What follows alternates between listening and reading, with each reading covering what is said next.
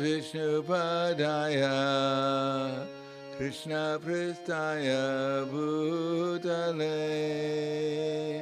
Srimate Bhakti Vedanta Swaminiti Namine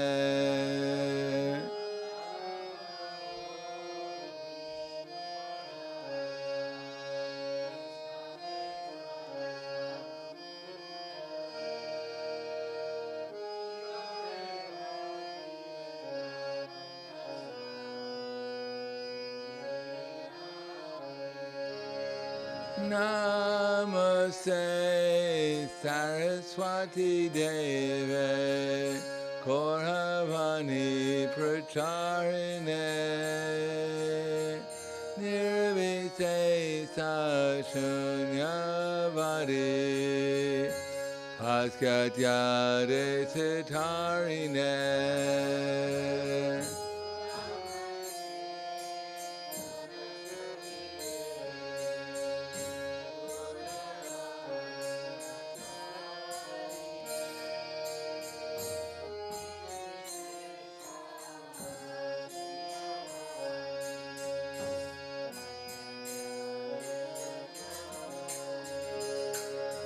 Shri Krishna Chaitanya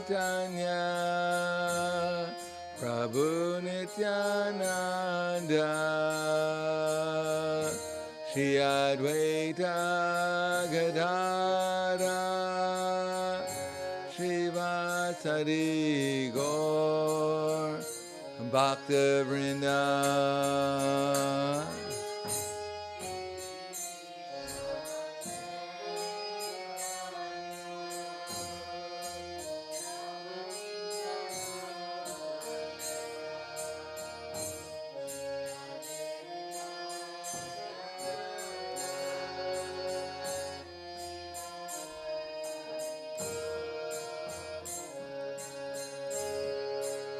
Jai Shri Krishna Chaitanya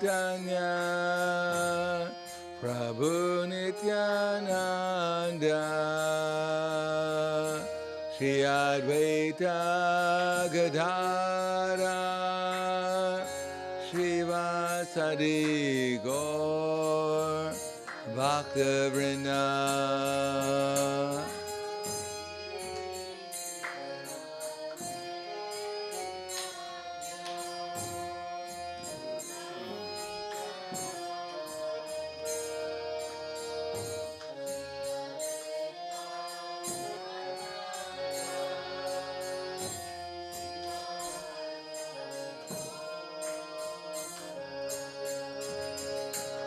Jai Shri Krishna Chaitanya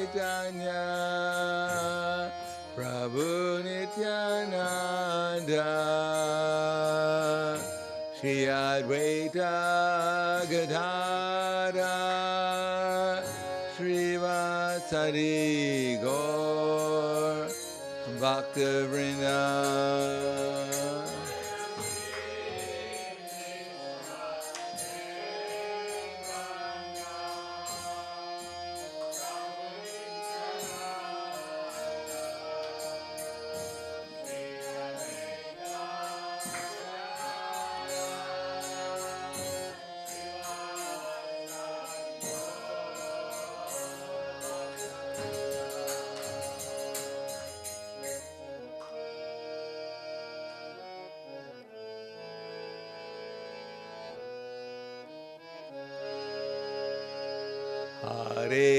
Hare Krishna,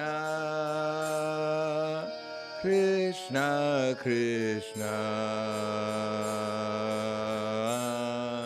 Hare Hare,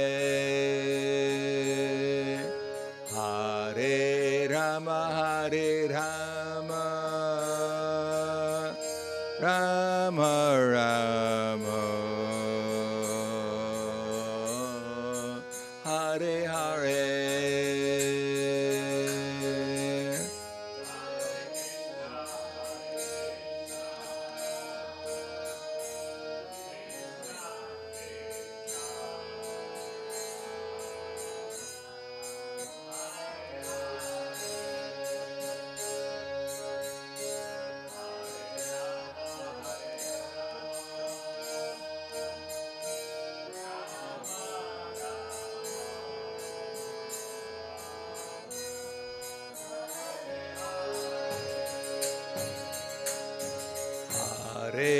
Hare Krishna,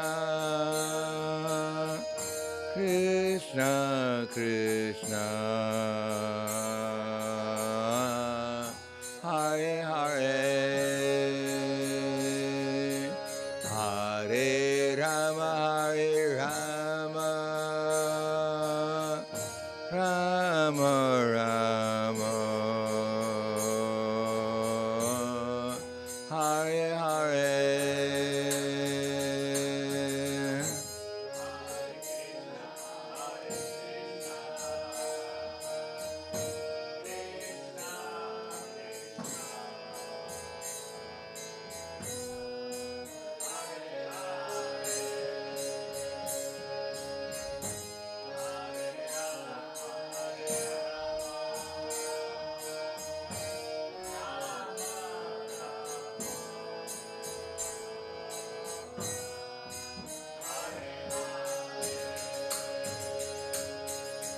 Hare Krishna, Hare Krishna, Krishna Krishna,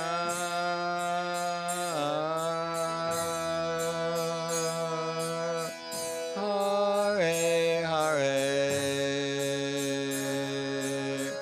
Hare Rama, Hare Rama, Rama Rama.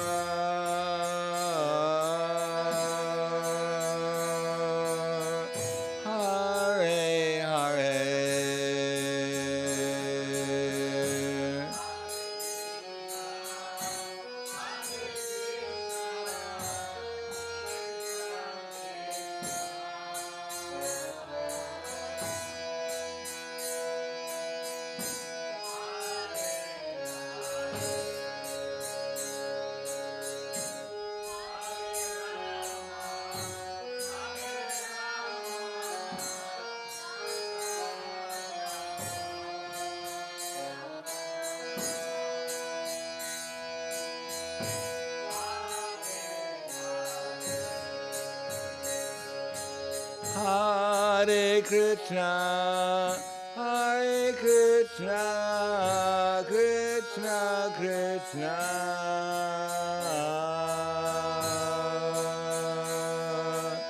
Hare Hare, Hare Rama, Hare Rama, Rama Rama.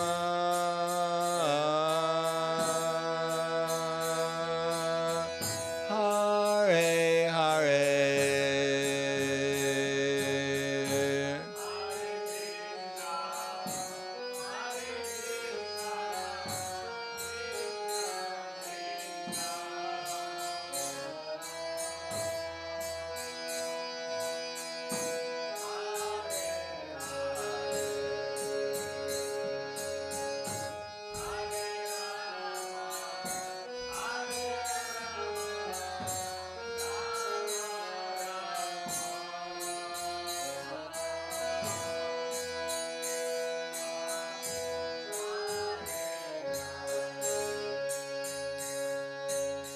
Hare Krishna, Hare Krishna,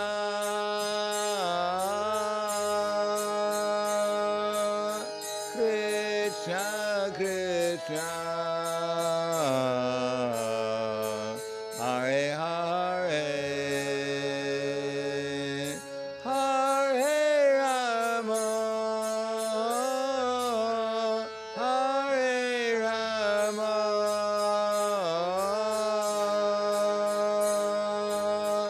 Rama Rama, Hare Hare.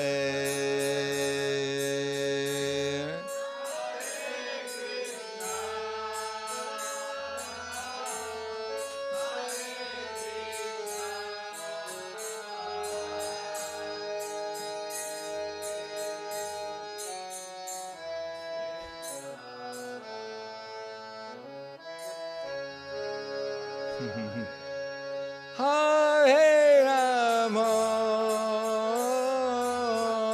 Hare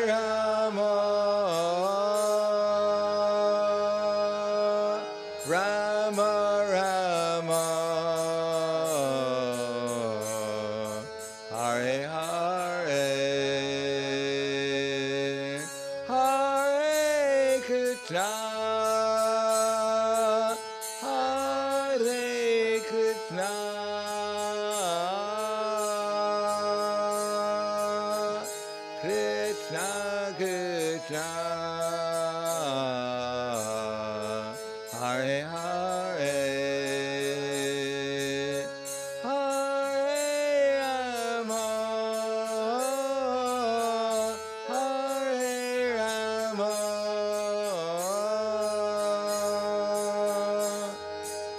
Rama Rama Hare Hare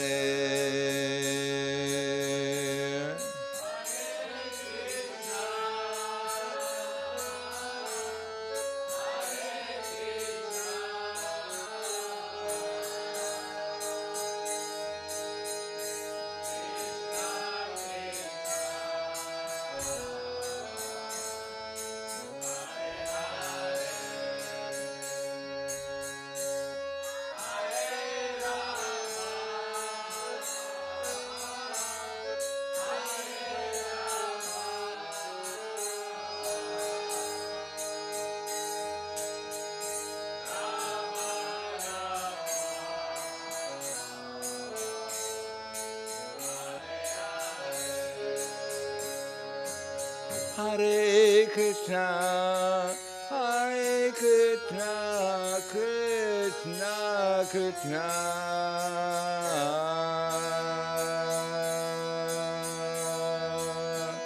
Hare Hare, Hare-rama, Hare-rama, Rama-rama, Hare-hare.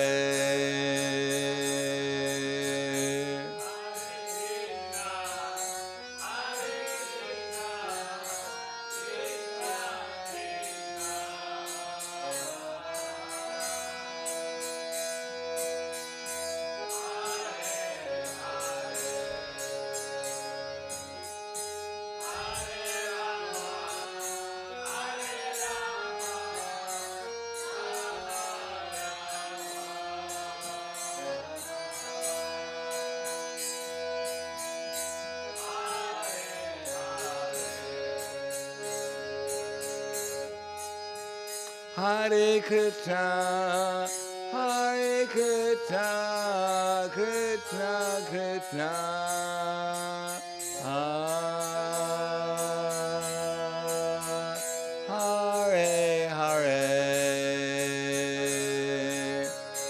Hare-rama, Hare-rama, Rama-rama,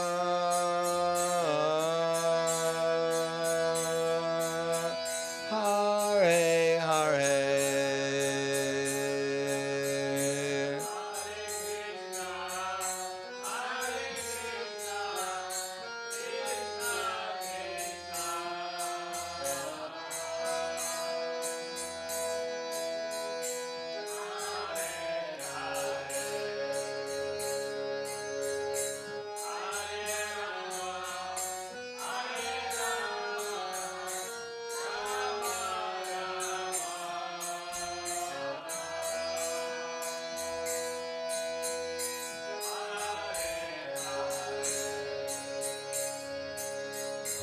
Hare Krishna,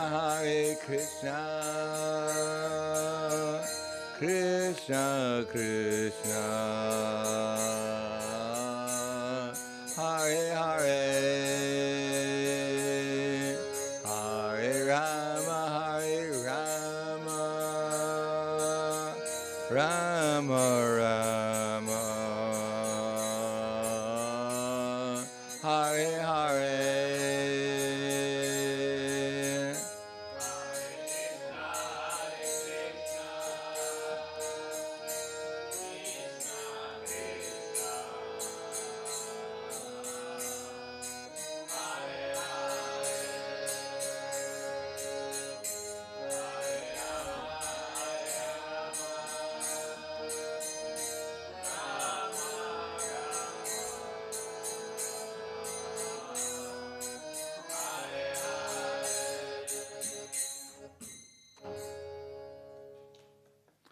Swayam Vishnupad Paramahansa Paravarakacharya Asadhara Sadushi Shiman. His Divine Grace Lacey Bhaktivedanta Smaraj Srila Prabhupada Ki Jai. Gaur Premanande Haribo Slava Sabrani Bhakta Slava Shri Guru Shri Gurangi. Om Agana Tamanandasya Gananjana Salakaya Chaksur Militam Yena Tasmai Shri Gurave Namaha Shri Chaitanya Manobishtam Sapitam Yena Bhutle Swayam Rupa Kadamayam Tadati Swapadantikam Vandeham Shri Guru Shri Yuta Parakamalam Shri Gurum Vaishnavam Scha Shri Rupam Sagrajatam Sahagana Raghunatam Vitam Tam Sajivam Sadvaitam Savadutam Vrijana Saitam Krishna Chaitanya Devam Shri Radha Krishna Padan Sahagana Lalita Shri Visakan Vitam Scha Hey Krishna Karna Sindhu Dinabando Jagatpate Gopesha Gopika Kanta Radha Kanta Namostute Tapta Kanchena Gaurangi Radhe Vrindavaneshwari Prishubhanu Sudadevi Pranamami Hari Priye Vanchakapa Trivyascha Kripa Sindhu Vyevacha Patiranam Bhavanevyo Vaishnavevyo Namo Namaha Shri Krishna Chaitanya Pranityananda Shri Advaita Gadadhar Shivasati Gaur Bhaktivinoda Hare Krishna Krishna Krishna Hare Hare Hare Rama Rama Rama Hare Hare Om Namo Bhagavate Vasudevaya Om Namo Bhagavate Vasudevaya Om Namo Bhagavate Vasudevaya. Bhagavad Gita as it is, chapter 14, Three Modes of Material Nature, text 21. Arjuna Vacha Karalingai Stringanane Tan Atito Bhavati Prabhu Kemachari Katams Chaitams Tringunan Ativartate Arjuna Vacha Karalingai Stringanane Tan Atito Bhavati Prabhu Kemacharya Katams Chaitams Tringunan Ativartate Arjuna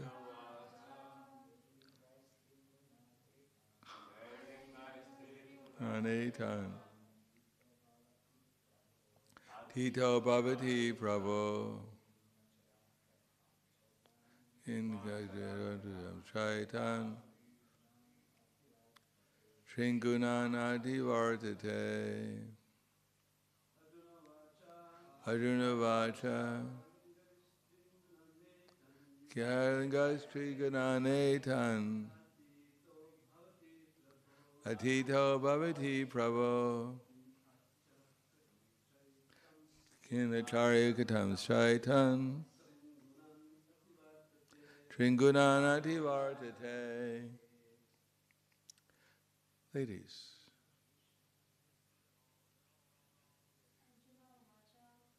Trinavacha Kairangas Tringunanetan Tito Bhavati Prabhu Kimachari Gatam Shaitan Tringunanandi Vartate Arjuna Vacha Kairangas Tringunanetan Tito Bhavati Prabhu Kamacharya katam straivan. Tringunanadi vartate. Arjuna vacha. Arjuna said, Kai. What's the word for what in Slovene? Kai. By which? See, that's where Sanskrit came from Slovene.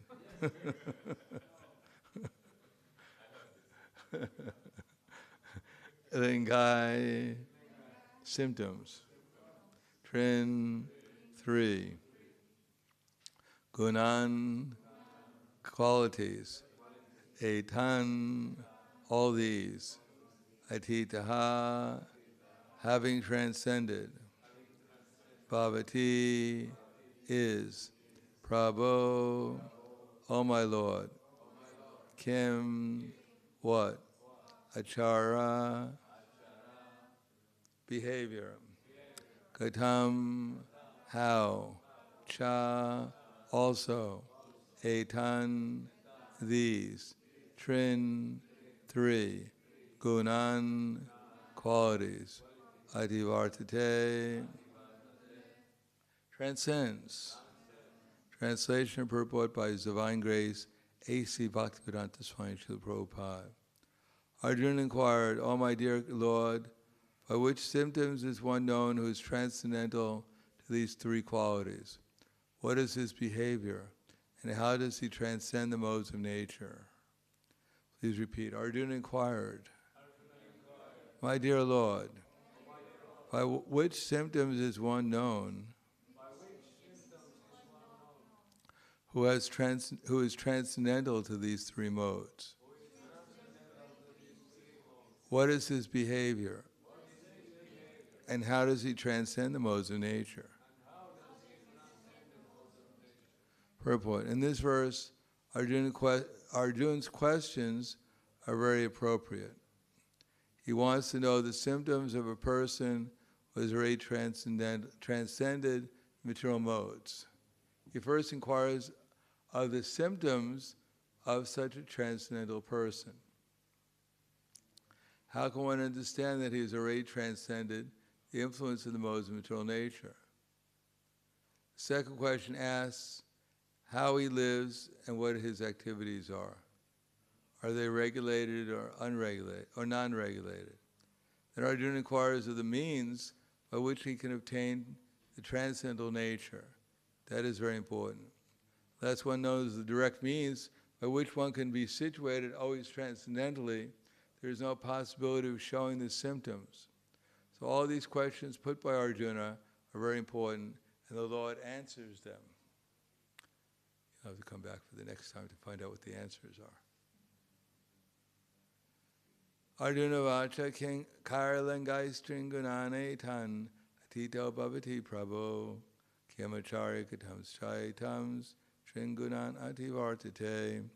Arjuna inquired, O my dear Lord, by which symptoms is one known who is transcendental to these 3 modes?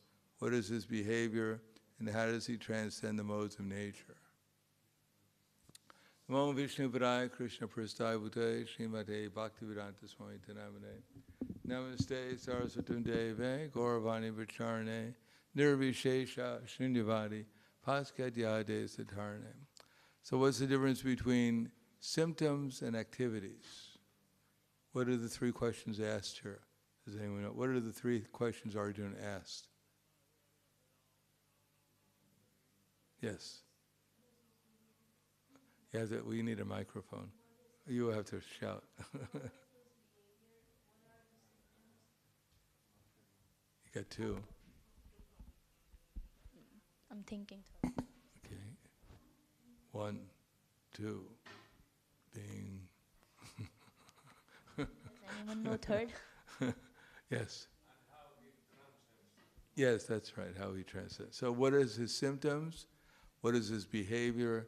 And how does he come to become transcendental? So the symptoms, why is it important to know what the symptoms are?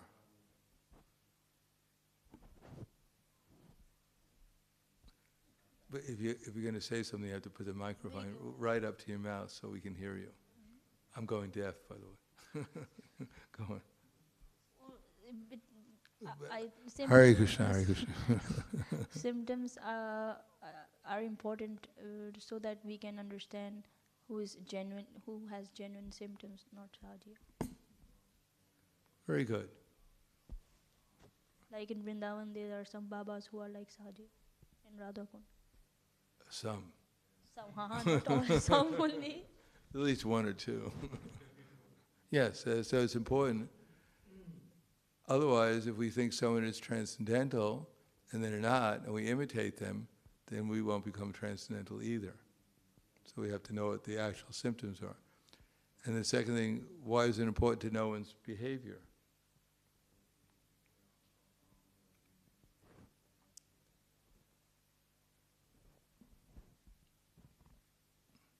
I mean, is there any difference between if someone has the symptoms but he doesn't have the behavior, is that possible?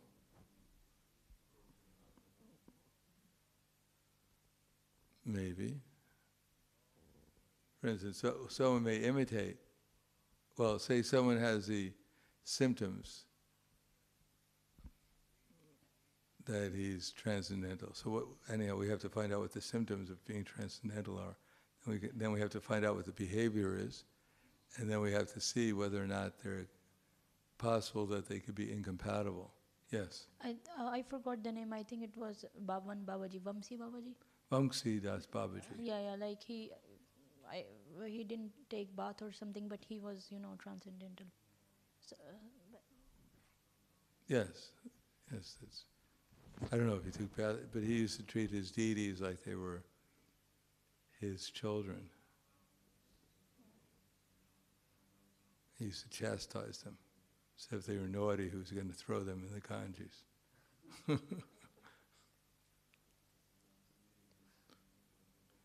Yeah, well, here we'll have to find out.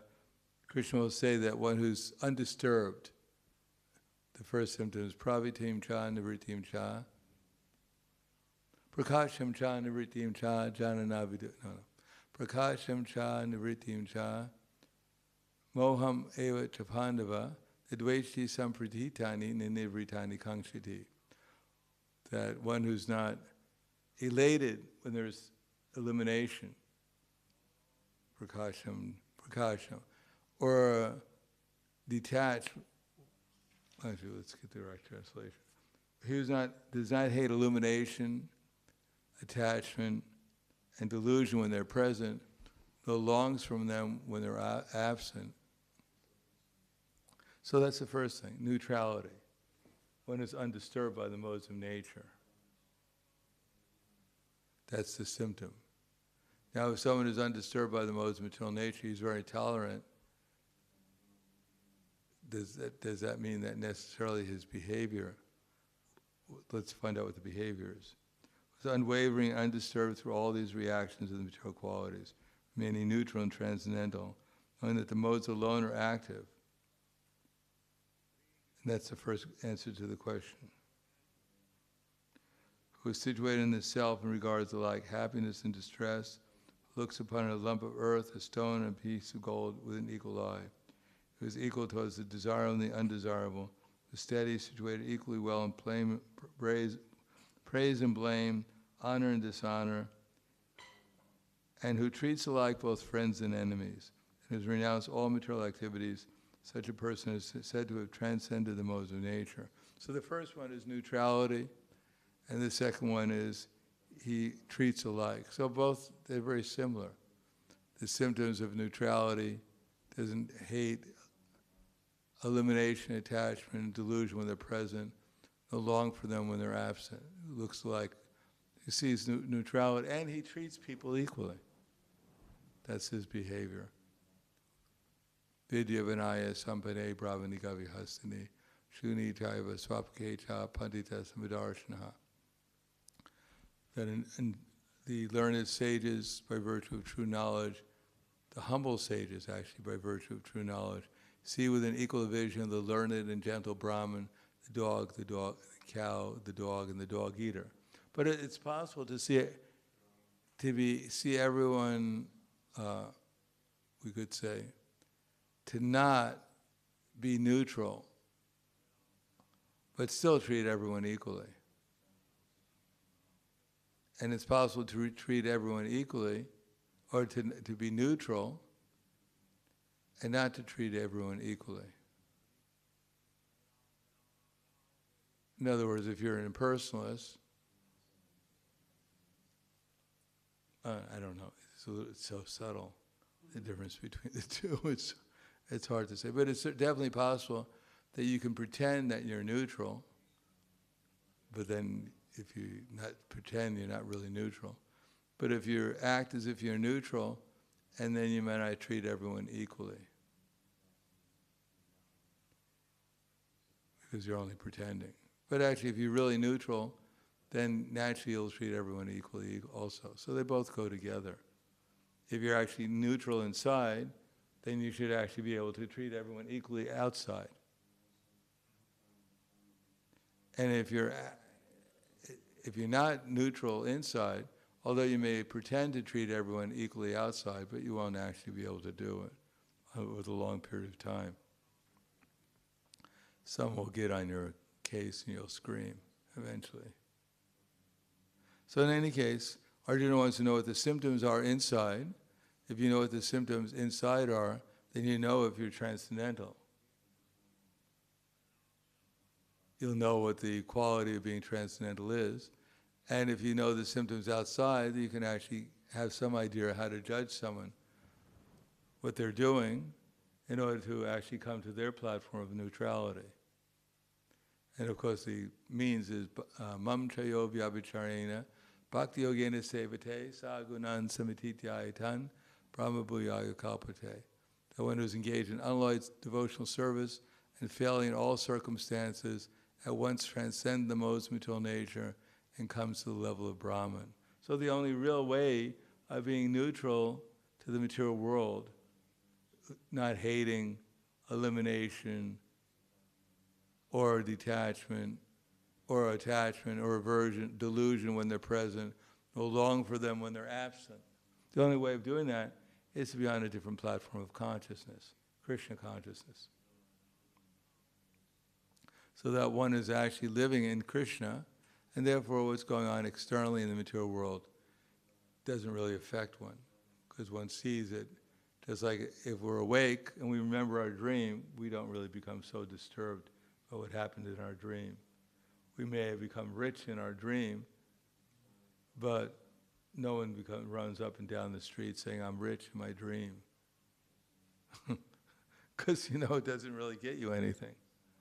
And if someone may kill you in your dream, but you don't call the police and have them arrested, this man killed me in my dream. Because it was just a dream. So similarly, the soul doesn't die, so how can anyone kill the soul? How can anyone kill us? It's not possible. We can only kill the body, although that's also not recommended. Someone may scream at us, but they're not screaming at us because we don't, and if we get insulted, why did you scream at me? But they don't even know who you are. You don't know who you are either, so how can they scream at you? Besides that, we're so tiny, why would anyone bother screaming at us? We're so insignificant. Only owing to the fact that we imagine ourselves to be something significant that we get disturbed. In any case, this philosophy is valuable so that we can remain neutral in the material world and eventually not become disturbed by all the different problems of material existence, and understand it's all temporary, and therefore it's really no consequence to the eternal soul, ourselves. In the meantime, we should take the opportunity to become Krishna conscious and know that if we're chanting Hare Krishna and we're performing devotional service, even though things may not go the way we'd like to in the material world, still we're making progress towards the eternal life. As a matter of fact, we make more progress when things are disturbing and we go on with our devotional activities than when things are going exactly the way we like them to. And then we'll probably have another chance to also deviate from devotional activities because we think everything's all right. Why should I chant Hare Krishna? Everything's going fine. Therefore, dukeshu vamanagnaminaksakeshu vigataspriha vita raga vayakrodas dita dhiramuni uchate. One who's not disturbed in spite of the threefold miseries, who's not elated when there is happiness, who is free from attachment, fear, and anger, is known as a sage of steady mind. So Prabhupada writes in the purport that a devotee, if he's put into great difficulty, he knows that actually it's not by accident he's put into this difficulty. Krishna has arranged it, but Krishna is giving us just a little pinprick, although he deserves the electric chair. And when we're put in a nice position, a favorable position, we know it's also by Krishna's grace, so we can do better service. But in any case, whether we're in an uncomfortable or a comfortable position, the devotee always goes on with full determination to serve Krishna. And that way he becomes neutral, eligible to be transcendental, and therefore actually engage in pure devotional service. Otherwise, in the material world, everyone is trying to work to avoid the unfavorable, to get out of unfavorable conditions, and to work towards favorable conditions. But these are all material. They're all right. We have to do that. That's part of our situation. But at the same time, one should try to cultivate a sense of Krishna consciousness. Because even if we avoid our unfavorable conditions, other unfavorable conditions will arise in the future. It's inevitable. And even if we're put into a favorable condition, it won't last forever. So there's no sense of getting attached to favorable conditions or too much averse to unfavorable conditions. We should try to get out of unfavorable conditions, not necessarily work very hard for favorable conditions, but not complain when they're there. But in any case, we should try to cultivate Krishna consciousness. For that reason, we're supposed to chant a certain number of rounds a day. Certain number, there's a certain. We read Prabhupada's books. We have classes. We worship the deities. We serve the devotees. We preach. These are all Krishna conscious activities, and we do them. And if we can do them under either favorable and unfavorable conditions, then the result is we'll make progress in Krishna consciousness. So I'll stop there and thank you. Any questions or comments? Yes.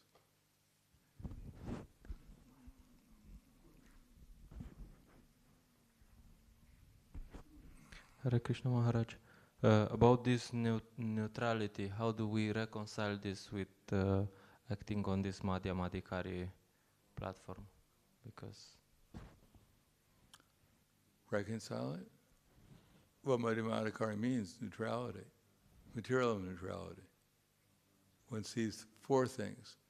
One sees Krishna as the object of love. One sees the devotees as object of service. One sees the innocent as object of kripa, and the atheist as objects of upeksha, or avoidance. So one sees them all as Krishna's servants, but one is able to discriminate what the modes of nature are and serve the living entities accordingly. The neutrality is out of service towards the living entities, but there's discrimination because there are three modes. It's not impersonalism. It's service, but it's appropriate service, that's all. Just like obviously a sage may see a tiger as a soul, but doesn't mean he goes and kisses it. Oh, you're a soul, I love you. Such nice big teeth. Perfect smile. You should become a vegetarian though. Eat at Govinda's. No, he sees his soul, but he knows that the soul's in a body that acts according to a certain mode of nature. And then I have certain duty to Krishna, and if I'm going to serve the soul, it should be appropriate. I should throw it some prasadam, not a devotee.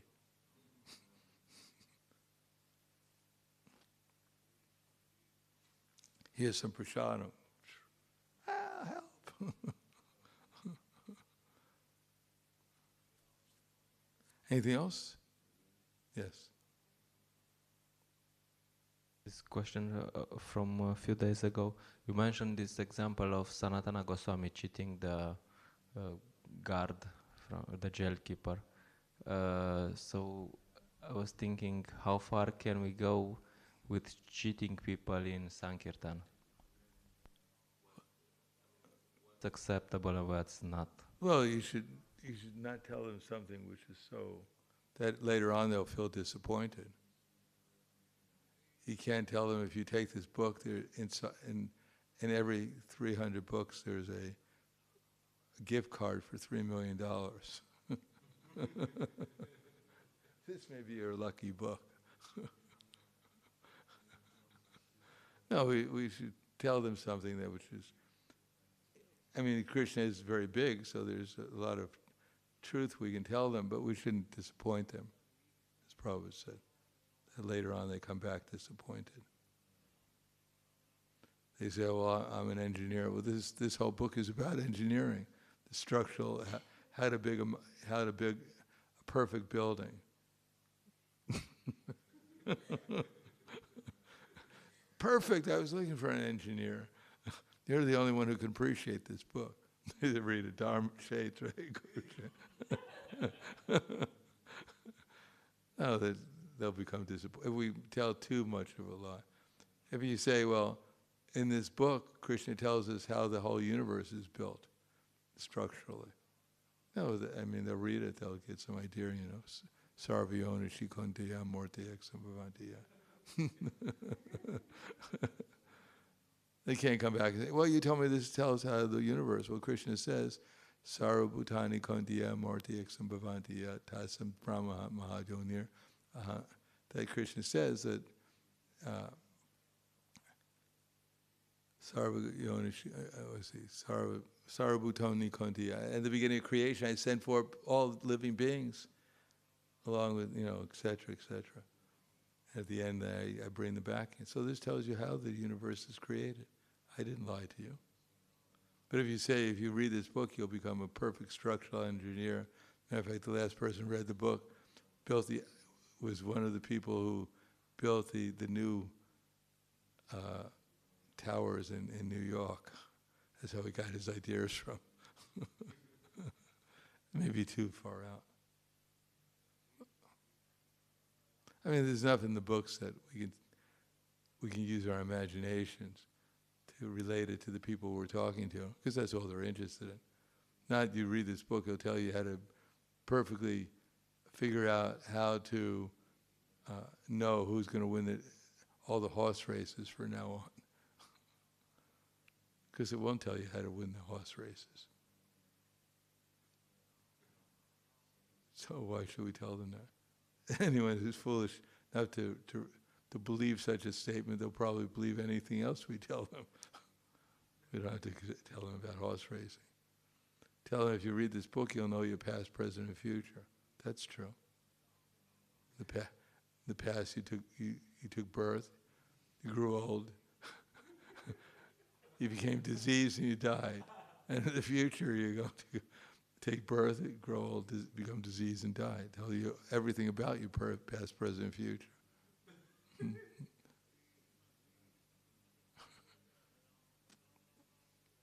Let me take a look at your palm. Yeah, that's right. Right there, that's where it happens. I can tell. That's where it all began. And that's your future right there. And in between, this is what happens. Anything else? Yes.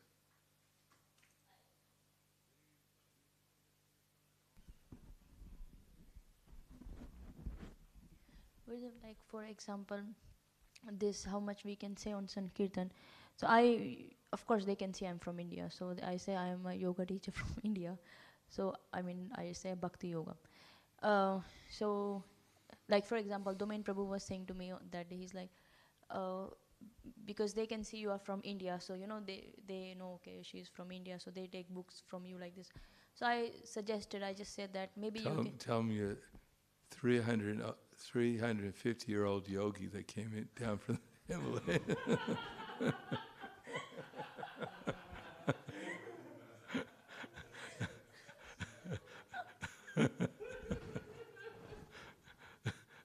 Tell me you're actually younger than you look. So I said to him that maybe you can also say you were in India or something like this, maybe people get attracted with India and this yoga. So then he was saying that no, I mean, of course it's not true because he never been there. So but is this wrong if we say something like this? That you're from India? No, I am from India, I know this, but if he says, oh yeah, he says, You say you're from India. That's ridiculous. he has been to India. Why No, should you if he says he has been to India, like this, is this like if he says he has been to India, is this wrong to say? Have you ever Although been? he has not been there. I mean, that's all right. Maybe in some lifetime you were in India.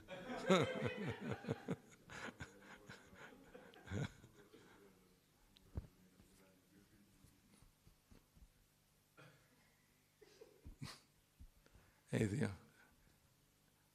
Wala, Granth Raj Bhagavad Gita, Ki Jai, Srila Prabhupada Ki Jai, Gaur Premanande.